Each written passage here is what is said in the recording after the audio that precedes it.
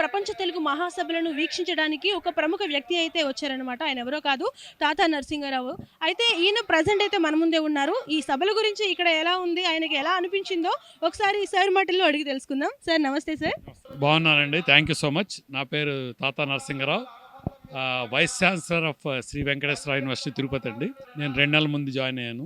నేను నా ఊరు శ్రీకాకుళం దగ్గర ఒక విలేజ్, అక్కడ తెలుగు మీడియంలోనే చదువుకుని బీఎస్సీ వరకు బొబ్బిల్లో చదువుకున్నాను. ఆ తర్వాత అప్పుడు తెలుగు మీడియంలో చదువుకుని వాళ్ళకి భవిష్యత్తు ఉండదు, ఇంగ్లీష్ మీడియం అనేవాళ్ళు. కానీ నేను అది తప్పు అని చూపించి నేను బెనారస్ యూనివర్సిటీలో ఎంఎస్సీ పిహెచ్డీ చేసి ఇంగ్లీష్ మీడియంలో జపాన్ వెళ్ళి అక్కడ 7 ఏళ్ళు టోక్యో యూనివర్సిటీలో పోస్ట్ డాక్టరల్ ఫెలో లెక్చరర్గా పనిచేసి మళ్ళీ ఇండియా వచ్చానండి.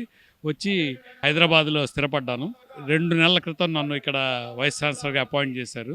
నేను చెప్పవలసిన ఇదేంటే, ఇది బ్రహ్మాండమైన మహాసభలు అంటే తెలుగు మహాసభలు ఇక్కడ జరగడం చాలా గొప్ప విషయం. దానికి నన్ను ఆహ్వానించారు. సో నేను వచ్చాను. ఇక్కడ నా ప్రజలందరికీ నేను తెలియజేసేదంటే, తెలుగు వాళ్ళకి మనం తెలుగు భాషలో మంచి మక్కువ పెంచుకుని చదువుకున్నా సరే ఇంగ్లీష్ మీడియం మనకి చాలా ఈజీగా పట్టుబడుతుందండి. అదే ఇంగ్లీష్లో చదువుకునే వాళ్ళు తెలుగు చదువుకోవాలంటే ఇంపాసిబుల్. అది నేను చాలామంది చూశాను, తెలుగు నేర్చుకోవడం చాలా కష్టపడతారు. హైదరాబాద్లో స్థిరపడిన హిందీ వాళ్ళు కానీ ఇంగ్లీష్ వాళ్ళు తెలుగు నేర్చుకో. అదే మన వాళ్ళు మేము బెనారస్ వెళ్ళి 5 నెలలు 6 నెలల్లోనే ఇంగ్లీష్ మీద పట్టు సాధించి ఇంగ్లీష్ సాంగ్స్ కూడా, హిందీ సాంగ్స్ కూడా పాడడం జరిగింది.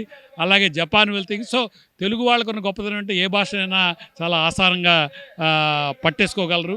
బట్ రివర్స్ నాట్ ట్రూ అండి. అందువల్ల మనం గర్వించాలి తెలుగు వాళ్ళు అయినందుకు. అండ్ దాన్ని మన వాళ్ళు, మీరు సిలికాన్ వ్యాలీ అమెరికాలో అయితే మారిషస్లో ఇందాకలా చాలామంది స్థిరపడి ఉన్నారు. చాలా చోట్ల ఎక్కడికి వెళ్ళినా మన ఇండియన్స్ ఎంతమంది ఉంటే అందులో 30% మన తెలుగు వాళ్ళే ఉంటారండి. అది మన తెలుగు వాళ్ళ గొప్పతనం.